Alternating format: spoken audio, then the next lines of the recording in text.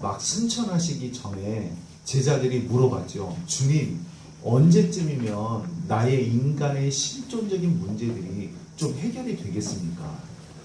나의 이 어려움, 그리고 우리나라의 이 어려움, 로마로부터 지배를 받고 고생하고 있는 우리 민족이 언제쯤 회복되겠습니까?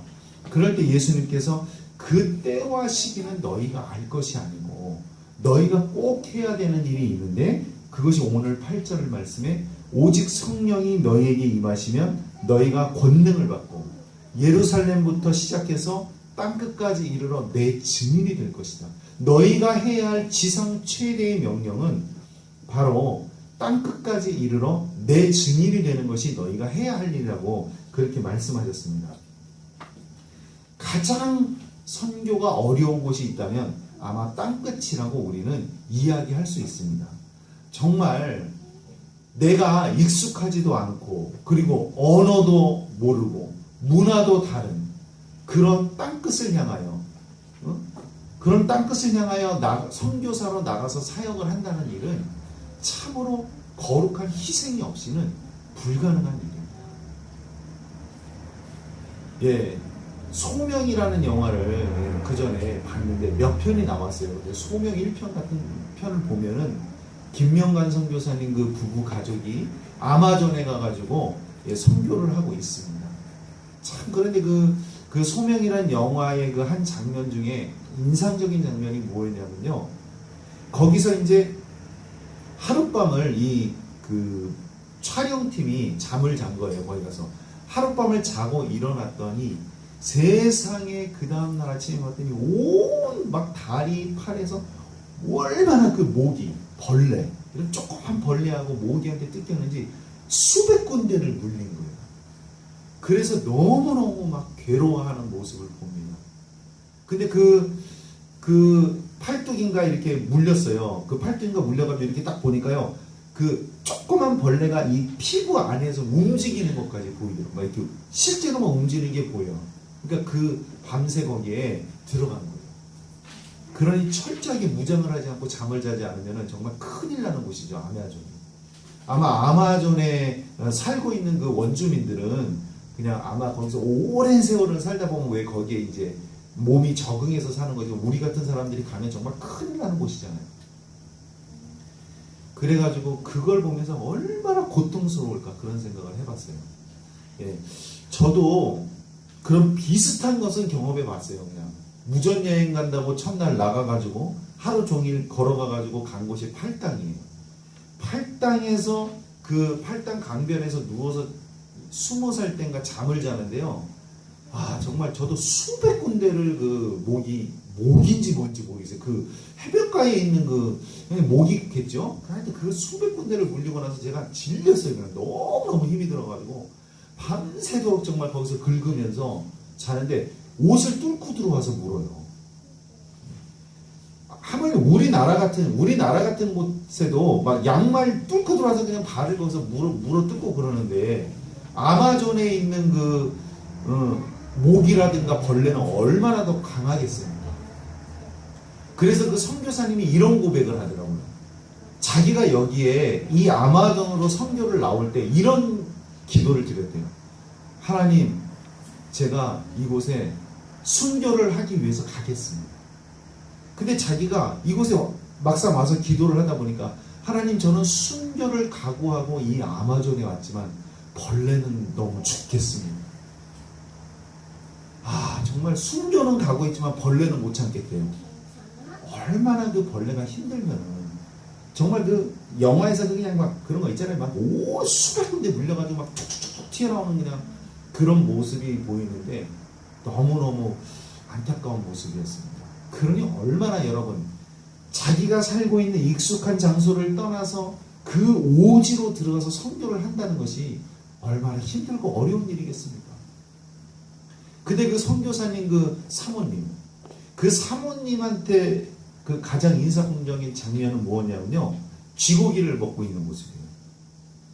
아마존에 있는 쥐는 이 한국에 있는 쥐보다 좀 크더라고요. 좀 큰 쥐, 그걸 잡아가지고요, 그 선교사님들이 거기에 있는 그 지방의 원래 음식을 먹지 않으면 그 부족 사람들과 어울릴 수가 없대요. 그러니까 나는 선교사니까 그 음식 안 먹고 이러면은 거기서 선교하기가 힘들다는 거예요. 그러니까 동료 의식이 안 생긴다는 거예요. 동료 의식이 생겨야 그들에게 전도도 하고 뭔가 복음을 전할 거 아닙니까? 그래서 그 여자 사모님이 그 쥐고기를 먹고 있는 거예요. 생각해 보세요. 얼마나 여러분 여성이 아름다워지고 싶은 게 여성의 본능 아닙니까? 아름다워지고 싶고, 그리고 이렇게 멋진 레스토랑에서 아주 그냥 감미로운 음악 속에서 스테이크를 잘라 먹고 싶은 게 여자의 마음 아니겠습니까? 그 오지 밀림에서 그 쥐고기를 먹고 있다는 게 그게 쉬운 일 아니지 않습니까? 그래서 참 그 장면을 보면서 정말로 힘들고 어려운 것이 땅끝을 향하여 나가는 선교하는 것, 그것이 정말 힘들다는 것은 우리가 잘 알 수가 있습니다. 1885년에 우리나라에도 역시 선교사가 들어왔습니다. 언더우드 선교사와 아펜젤러 선교사가 공식적인 선교 일정을 시작을 했습니다. 1885년에. 그러니까 언더우드하고 아펜젤러가 들어와서 한국 땅에서 선교를 통해서 지금 우리가 이렇게 예수 그리스도를 믿고 있다는 사실을 우리는 감사히 여겨야 된다. 언더우드도 그래요. 그 나라에서 얼마나 자기의 꿈을 펼칠 수 있었겠습니까?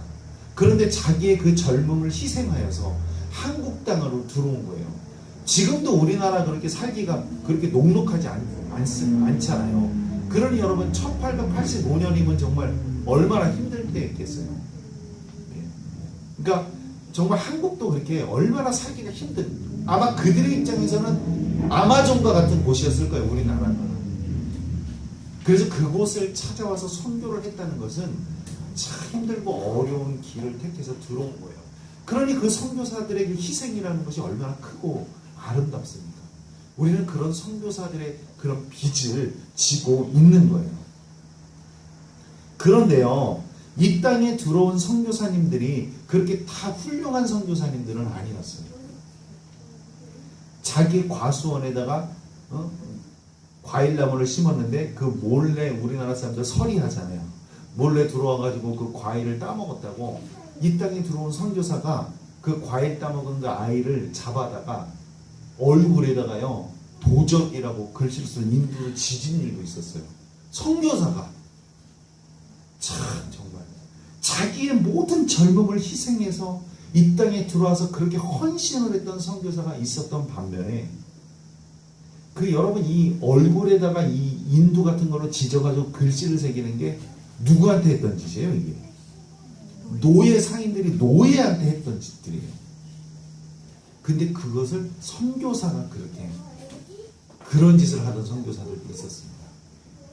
그리고 우리나라 사람들 신방을 다닌다고 해서 가마를 불러다가 가마를 타고 신방을 다니던 그런 선교사도 있었습니다. 맞지 않다고 생각해요. 이 땅에 한국의 민족을 섬기러 들어왔다면 걸어 다녀야지. 한국 사람들을 종부리듯 해가지고 가마를 타고 신방을 다니는 게 그게 좋은 모습은 아니라고 생각합니다. 그것은 헌신하는 사람의 자세가 아니라고 생각합니다. 그렇게 여러분 우리나라에 들어왔던 많은 선교사들 중에도 훌륭한 선교사가 있었는가 하면은 그렇게 땅끝에 서서 정말 복음을 전하는 일에 헌신했던 것이 아니라 노른자 땅에 누워있어서 자기의 모든 향락을 누렸던 그런 선교사들도 있었습니다. 그러니까 여러분 우리가 인생을 정말 똑바로 살아간다는 것이 얼마나 중요한 일인지 알 수가 없습니다. 얼마나 중요합니까? 똑같은 선교사라는 직분을 가지고 살았지만 어떤 사람은 땅끝에 서서 끝까지 주님 앞에 아름다움을 지키면서 선교에 열중했던 사람들이 있는가 하면 선교를 자신의 야망을 키우고 있는 도구로 사용해서 이 땅에서 호의호식을 하면서 그렇게 지냈던 그런 선교사들도 있었다는 사실입니다. 우리는 정말 아름다운 삶을 살기 위해서 이 땅에서 노력하면서 살아야 되는 것은 너무나도 자명한 일입니다. 세상 사람들이 하나님을 믿지 못하기에 신앙을 갖지 못한다면 그것은 어쩔 수 없어요. 하나님을 믿지 못해서 신앙을 못 갖는다면 어쩔 수 없지만 예수님을 믿는 사람, 특히 교역자들의 잘못으로 인해서 사람들이 예수님을 믿지 못한다거나 이미 예수 그리스도를 믿은 성도들의 잘못으로 인해서 예수 그리스도를 믿지 못한다면은 그 책임은 우리에게 크다는 것을 우리는 인식하고 살아야 된다는 겁니다. 땅 끝에 서 있다는 그 증인으로서의 마음이 없이 살아가는 사람들이 그런 일을 저지를 수 있다는 사실이에요. 좀 죄송한 이야기지만 좀 죄송해요. 목사가 되어가지고 도대체 목사님의 목표는 무엇입니까? 라고 이렇게 물어보면은 사실 저는 좀 죄송하지만 그냥 타락하지 않은 목회자가 되는 것이 가장 큰 소망이에요. 그러니까 좀 어디 보면 죄송한 거예요. 그렇죠. 목사가 되어서 내가 막 큰 이름을 떨치고 큰 교회를 세우고 뭔가 하나님의 일을 왕성하게 하고 그런 것이 목표가 아니니까 죄송하다. 그리고 한편으로는 좀 서글퍼요. 왜 타락하지 않은 목회자가 되는 것이 인생의 목표가 되어야 하는지 그렇게 생각해야 되는지를 참 마음이 서글퍼질 때가 있습니다. 그런데 여러분 타락하지 않고 살아갈 수 있는 것이 굉장히 중요하면서도 어려운 일이고 진짜 중요한 문제라고 이야기할 수 있습니다. 제가 얼마 전에 한 성도님을 만났는데요. 이 성도님하고 이제 대화를 나눴어요. 근데 이 성도님이 나가는 교회가 있는데 수천 명이 모이는 큰 교회예요. 근데 그 교회를 나가는데 자기네 교회 목사님이 너무 막말을 한다는 거예요. 예배 시간에. 그래서 어떻게 막말을 하는데요? 그랬더니 예배 시간에 이렇게 예배를 드리다 보니까 이렇게 방송실이 있잖아요. 프로젝터를 띄워주고 뭐 이렇게 음향 시설을 이렇게 관리하는 그런 방송실이 있는데 뭔가 그 목사님 마음에 좀 안 들었나 봐요. 예배 시간에 뭐 프로젝터를 띄우는 거나 뭐나 이렇게 마음에 안 드니까 목사님이 이렇게 막 그 방송실이 이렇게 앞에 보이니까 목사님 막 이렇게 쳐다보니까 사람들이 미안해가지고 거기 봉사하시는 분들이 고개를 숙이고 막 이렇게 좀 숨었나 봐요. 그러니까 예배 시간에 저기 지금 대가리 쳐박고 있는 저 사람들이 오라고. 예배 시간에 그 대가리를 쳐박고 막 숨어 있다고 예배 시간에 그렇게 얘기한다는 거예요. 어떻게 그렇게 얘기를 할 수가 있는가? 뭐 쳐드시라든지 그런 막말들을 한다는 거예요. 참 그 얘기를 들으면서 저는 어떻게 그런 말을 할 수 있을까? 그래가지고 제가 그 성도님한테 교회를 바꾸세요. 교회를 바꿔야 합니다. 그런 목사님 밑에서 신앙생활 하지 마세요. 그래서 교회를 바꾸라고 제가 그랬어요. 그랬더니 그 성도님 하는 얘기가 뭐냐면은 그래도 우리 목사님 마음은 그러지 않은데요. 그러니까 이제 말은 막 그렇게 하지만 진짜 마음은 그러지 않은데요. 그러면서 우리 목사님은 새벽 기도에도 나오시고 금요 심야 기도에도 나오시고 그러더라고요. 근데 저는 그런 이야기를 들으면서 제 속으로 생각을 했어요. 얼마나 한심한지. 아니 목사님이 새벽기도 나오는 것을 칭찬받아야 돼요. 목사님이 새벽기도 나오는 걸 칭찬받아야 합니까? 목사님이 심야기도에 나오는 것을 칭찬받아야 합니까? 너무너무 당연한 일이잖아요. 그러니까 그 성도님이 하도 칭찬할 게 없으니까 그런 것 같아요. 마음은 그렇지 않다는 거. 근데 여러분 그게 아니라는 거예요. 그게 목회자의 타락이라는 거예요. 근데 그 목사님이 왜 그렇게 막말할 수 있느냐면은 그 교회를 그 목사님이 개척을 해서 수천 명이 되도록 부흥시켰기 때문입니다. 저는 그렇게 생각을 해요. 우리가 인생을 살면서 자수성가한 사람들이 이렇게 조금 실수를 하는 경우가 많잖아요. 보통 자수성가한 사람들이 왜 이렇게 좀 이렇게 잘 못하는 사람 보면 이렇게 한심하게 생각하고 그리고 자기 자신을 좀 이렇게 위대하게 생각하면서 다른 사람들을 좀 무시하는 경향이 있잖아요. 자수성가한 사람. 뭐 부모님한테 막 많은 재산을 물려받아가지고 뭐 부를 이룬 사람은 그렇지 않을 수도 있겠지만 자수성가한 사람들이 갖고 있는 그런 오류가 목사님들에게도 좀 있을 수가 있어요.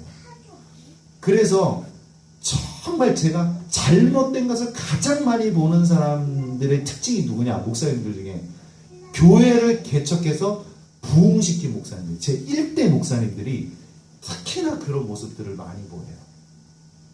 왜냐하면 우리는 꽝 잡는 게 매잖아요. 그게 강아지든 뭐든 상관없어요. 꽝을 잡았으면 매예요. 그러니까 꽝 잡는 게 매라는 그 그런 생각들이 우리 한국인들의 의식 속에 많이 있다 보니까 교회를 개척해서 크게 부흥시켰다면 이 세상에 무서울 게 하나도 없는 거예요. 심지어 여러분 성도님이 불만을 얘기하잖아요. 목사님 나 이거 불만해. 그럼 뭐라 그런지 아십니까? 나 그 전에 있는 목사님도 그렇게 얘기했어요. 이 교회를 내가 개척한 교회라고. 그러면 당신이 이 교회를 나가야 돼요? 내가 이 교회를 나가야 돼요? 그렇게 불만있으면 나가세요 교회를. 그렇게 목사님이 얘기하는 거예요. 내가 나갈 수는 없지 않냐 이거예요. 당신이 나가야지. 내가 이 교회를 개척해서 여기까지 부흥시켰는데. 그렇게 얘기를 하는 거예요. 그러니까 자기가 모든 것을 이루었다는 그런 아주 오만과 교만이 결국은 사람을 타락시키게 만드는 원인이 된다. 그래서 저는 목사님들 중에 훌륭한 목사님들 두 분을 기억해요. 그런 거와 관련돼서 우리나라에 큰 교회가 하나 있는데요. 우리 장로교 교회 중에 영락교회가 있어요. 그 영락교회를 개척하고 그렇게 큰 교회로 부흥시킨 목사님이 바로 한경직 목사님이에요. 그 한경직 목사님을 존경합니다. 그분은요, 그 큰 교회 목사님이었지만요, 세상에 그 목사님 사택은요, 비가 샜었어요. 비가 새는 사택에서 살았어요. 그러니까 여러분, 그 목사님은 얼마든지 더 많은 것을 누릴 수 있는 분이었어요. 그렇잖아요. 세계가 인정하는 그렇게 큰 교회를 만들었는데 어떻게 목사님이 비가 새는 사택에서 살 수 있겠어요? 그러니까 옛날 집에서 살다 보니까 비가 새는 사택에서 살게 된 거예요. 근데 그것도 제가 가서 직접 누구 교인한테 들은 게 아니고요. 제가 옛날에 저를 가르쳐주던 영어 선생님이 수업 시간에 해준 소리예요. 근데 이 영어 선생님은 교회도 안 다니는 분이에요. 이제 교회도 안 다니는 분이고, 예전에 빌리그리암 목사님이 우리나라에 오셔가지고 부흥성회를 했던 때 여의도에 사람들이 엄청 많이 모여가지고 부흥성회를 이끌었을 때 한경직 목사님이 이제 유학파예요. 이제 프린스톤에서 신학을 공부하셨던 분이었기 때문에 영어를 좀 잘하셔가지고 이분이 통역을 했던 거예요, 그때. 그러니까 이제 영어 선생님이 교회는 안 다니는데 이제 통역을 하는 그 목사님을 보고서 영어 잘하신다, 통역 잘하신다라고 이렇게 생각을 한 거예요, 영어 선생님이. 그러면서 그분이 이 한경직 목사님이라는 분이 그렇게 훌륭하신 분인데 지금도 비가 오는 집에서 살고 계신다, 비가 새는 집에서 살고 계신다라고 하면서 교회를 다니시지도 않는 분이 그 목사님을 칭찬하는 것을 제가 학생 때 들은 거예요. 10대 때. 그러니까 여러분, 제가 기억하는 그분. 근데 왜 그분이 훌륭하냐? 그분은 영락교회를 개척하시고 수천 명, 수만 명이 모이도록 부흥시킨 목사님이에요. 그런 목사님이 그렇게 산다는 것은 정말 어려운 일이에요. 개척교회 목사님이 그렇게 산다면 어쩔 수 없는 일이라고 볼 수 있지만, 그렇게 교회를 부흥시켰던 목사님이 그렇게 살 수 있는 건 아무나 할 수 있는 일이 아닙니다. 그래서 저는 이렇게밖에 해석할 수가 없어요. 뭐냐? 한경직 목사님이 신사참배를 했었기 때문에 그분의 겸손함이 바로 거기에서 묻어나온 것이 아닌가라는 생각을 합니다. 자기는 언제나 죄인이었고 그때 신앙을 지키지 못했던 사람, 주기철 목사님과 손양원 목사님 같이 그렇게 신사참배를 거부하고 목숨을 들여 순교하지 못했던 그런 가슴에 한이 있었다고 생각해요. 그래서 그분이 평생을 겸손하게 하나님의 은혜를 누리면서 살 수 있었던 이유가 바로 그런 이유가 아니었던가라고 저는 개인적으로 생각합니다. 또 한 분의 목사님이 계시는데 제가 기억하는 목사님 딱 두 분이에요. 주님의 교회를 개척해서 크게 부흥시켰던 이재철 목사님을 기억합니다. 그분은 그 교회를 개척해서 부흥시켰지만 나는 딱 이 교회에서 10년만 사역을 하고 나는 사임을 할 것이라고 공언했고, 그리고 10년이 지나자 그 교회를 사임하려고 했는데 이 목사님 참 행복하신 분이에요. 목사님 사임한다 그러면은 평소 목사님을 좋아하지 않은 성도님들, 야 드디어 우리 목사님이 떠나는구나 하고 좋아할 텐데, 그 교회 성도님들은 이 목사님이 사임을 한다니까 막 눈물을 흘리면서 붙잡았어요. 아니 이 교회를 목사님이 개척을 했고 지금까지 교회를 키우는데 왜 목사님 10년만 하시고 이 교회를 떠나시냐, 그러지 마시라고 막 사람들이 막 눈물을 흘리면서 목사님을 잡았다고 합니다. 참 행복하신 분이에요. 그렇죠?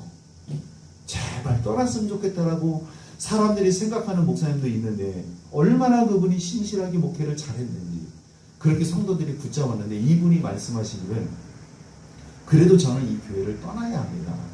왜 이 교회를 떠나야 하냐면은 이 교회는 주님의 교회이기 때문입니다. 내가 이 교회에 10년 이상 더 있는다면 이제 이 교회는 주님의 교회가 아니라 나의 교회가 될 것입니다. 오직 영광을 받아야 하실 분은 예수님 뿐이시고 예수님만이 이 교회의 주인이 되셔야 되고 예수님만이 이 교회를 다스리는 교회가 되어야지 나 인간 이재철이 이 교회의 주인이 되어서는 안 됩니다. 그러기 위해서 나는 떠나야 합니다. 라고 말씀하시고 교회를 사임했던 거예요.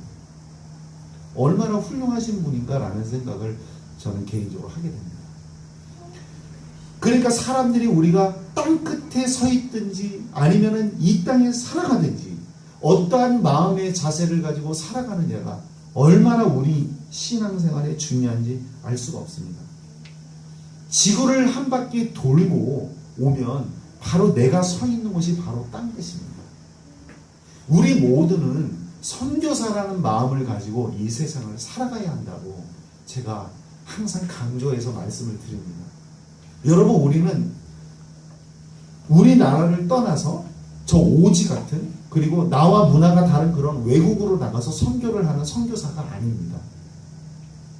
그러나 우리의 마음속에는 항상 나는 지구를 한 바퀴 돌아서 서 있는 나의 삶의 자리가 항상 땅끝이라는 마음을 가지고 언제나 나는 땅끝에선 선교사라는 마음을 가지고 인생을 살아가야 된다라고 이렇게 강조해서 말씀을 드립니다.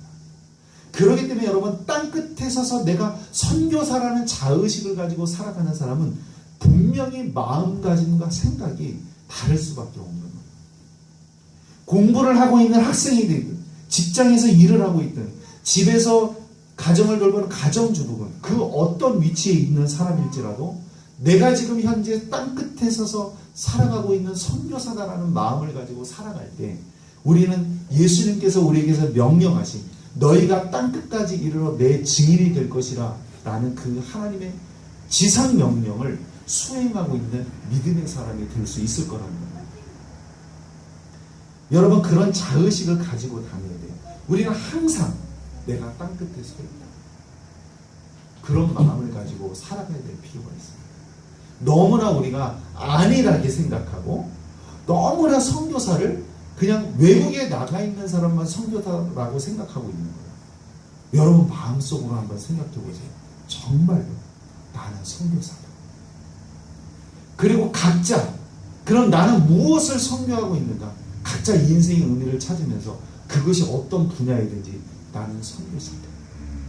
그런 마음을 가지고 살아갈 필요가 있습니다. 오늘 이 땅에 왔던 그 언더우드가 드렸던 그런 기도문을 잠깐 보겠습니다. 언더우드가 조선의 마음이다 라는 이런 기도문을 하나님 앞에 올렸어요. 다 읽진 않고 처음 부분만 좀 보겠습니다. 오 주여, 지금은 아무것도 보이지 않습니다. 주님, 메마르고 가난한 땅, 나무 한 그루 시원하게 자라오르지 못한 땅에 저를 옮겨 앉히셨습니다. 그 넓고 넓은 태평양을 어떻게 건너왔는지 사실 기적입니다. 주께서 붙잡아 뚝 떨어뜨려 놓으신 이곳, 지금은 아무것도 보이지 않습니다. 그러니까 여러분, 언더우드 선교사가 이 땅에 딱 왔을 때 이 기도문을 보면서 저는 정말 마음 깊은 곳에 절절한 그 기도의 소리가 들립니다. 주님, 아무것도 보이지 않습니다. 그가 오지라고 생각하면서 왔던 이 한국 땅에 발을 디뎠을 때 무엇이 보였겠습니까? 정말 아무것도 보이지 않고 어떻게 내가 이곳에서 선교를 해야 하며 어떤 마음을 가지고 살아가야 되는지 얼마나 그 막막함 속에서 가슴을 졸이며 한국 땅에 밟았겠습니까? 그러나 그는 아무것도 보이지 않는 그곳에서도 하나님의 역사하심을 기다리며 선교사로서의 사명을 감당했습니다. 우리도 똑같은 선교사입니다. 아무것도 보이지 않는 칠흑 같은 어둠 속에 내가 있다라는 생각을 가질지라도 이 어둠 속에서 꽃을 피울 하나님의 그 은혜를 기다리면서 우리도 언더우드와 똑같은 마음으로 기도를 드려야 할 것입니다. 주님, 지금 아무것도 보이지 않습니다. 그러나 주님이 저를 이 땅에 옮겨 놓으셨습니다. 그렇게 나는 선교사로서 이 땅을 살아갈 것입니다. 라는 기도를 우리는 하나님 앞에 드려야 할 것입니다. 자, 우리 한 장 넘겨서요. 그리고 마지막 그 기도의 마지막에 뭐라고 기도를 드립니까? 학교도 없고 의원도 없고 의심과 멸시와 천대만 있는 이 땅이 이제 머지않아 은총의 땅이 되리라는 것을 믿습니다. 주여 오직 제 믿음을 지켜주소서 하면서 이렇게 드렸던 언더우드처럼 우리도 그렇게 머지않아 우리가 서 있는 이 땅끝이 은총의 땅이 되리라는 믿음을 가지고 우리는 선교사로서의 사명을 감당해야 할 것입니다. 그리고 그가 이 아무것도 보이지 않는 이런 척박한 땅에서 또 나는 행복한 사람이다 라는 그런 기도를 드리죠. 여러 가지 기도를 드리는데요. 저는 정말 맨 마지막에 한 장 넘겨서요. 맨 마지막에 언더우드가 드렸던 기도의 한 자락을 생각해 봅니다. 맨 마지막에서 두 번째 단락. 어떻게 해야 행복해지는지 고민하지 않겠습니다. 우리는 정말 얼마나 많은 고민을 합니까? 그리고 얼마나 많은 강의들이 많아요. 이렇게 해야 행복해진다. 어떻게 해야 행복하게 살 수 있지? 마음을 편하게 가져야 되고 뭐 음식을 어떻게 먹어야 되고 정말 수많은 강연들이 있고 수많은 사람들이 가르침이 있는데 언더우드는 이렇게 기도한 거예요. 어떻게 해야 행복하는지 고민하지 않겠습니다.